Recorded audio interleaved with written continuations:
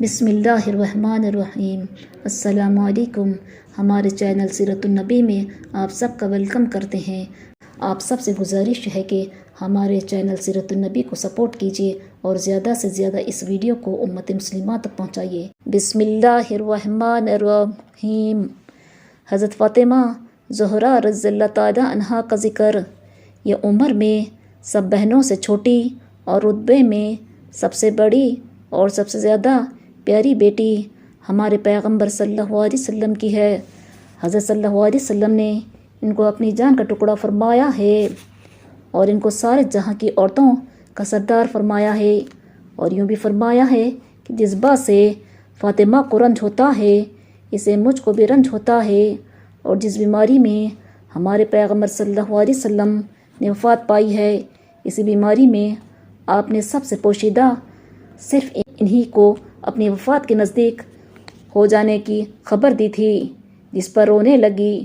آپ نے پھر انہیں کان میں فرمایا کہ تم رنج مت کرو، ایک تو سب سے پہلے تم میرے پاس چلی آؤ گی، دوسرے جنت میں سب بیبیوں کی سردار ہوگی۔ یہ سن کر ہنسنے لگی۔ حضرت صلی اللہ علیہ وسلم کی بیبیوں نے کتنا ہی پوچھا کہ کیا بات تھی، انہوں نے کچھ جواب نہ دیا، اور حضرت صلی اللہ علیہ وسلم کی وفات کے بعد یہ بھید بتلایا، اور حضرت علی رضی اللہ تعالیٰ عنہ سے ان کا نکاح ہوا ہے، اور بھی حدیثوں میں ان کی بڑی بڑی بزرگیاں آئی ہے۔ فائدہ حضرت صلی اللہ علیہ وسلم کی یہ ساری محبت اور خصوصیت اس لیے تھی کہ یہ دیندار اور صابر شاکر سب سے زیادہ تھی۔ بیبیوں، دین اور صبر اور شکر کو اختیار کیا کرو، تم کو بھی خدا اور رسول اللہ صلی اللہ علیہ وسلم کی پیاری بن جاؤ۔ فائدہ جہاں سب سے پہلے پیغمبر صلی اللہ علیہ وسلم کا حال بیان ہوا ہے وہاں بھی ان سب بیبیوں اور بیٹیوں کے نام آ چکے ہیں۔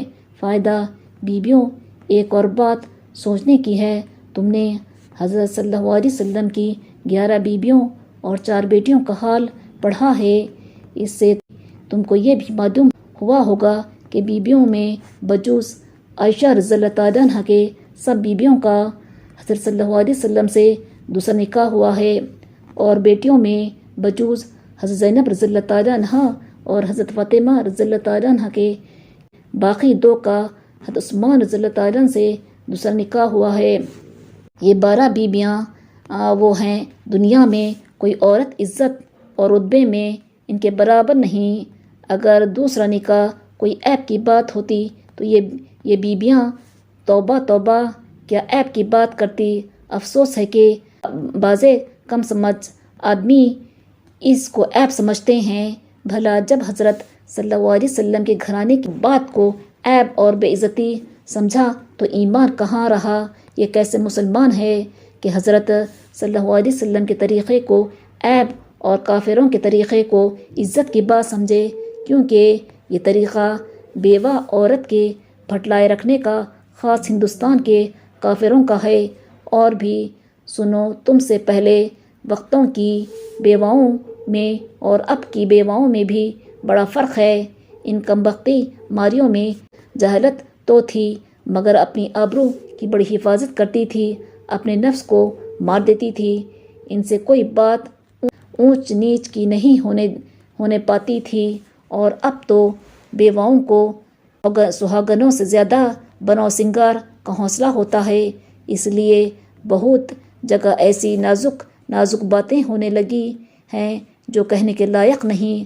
اب تو بالکل بیوہ کو بٹھانے کا زمانہ نہیں رہا، کیونکہ نہ عورتوں میں پہلی سی شرم و حیا رہی، اور نہ مردوں میں پہلی سی غیرت، اور نہ بیواؤں کے رانڈاپا کاٹنے کا اور ہر طرح سے انہیں کھانے کپڑے کی خبر لینے کا خیال رہا۔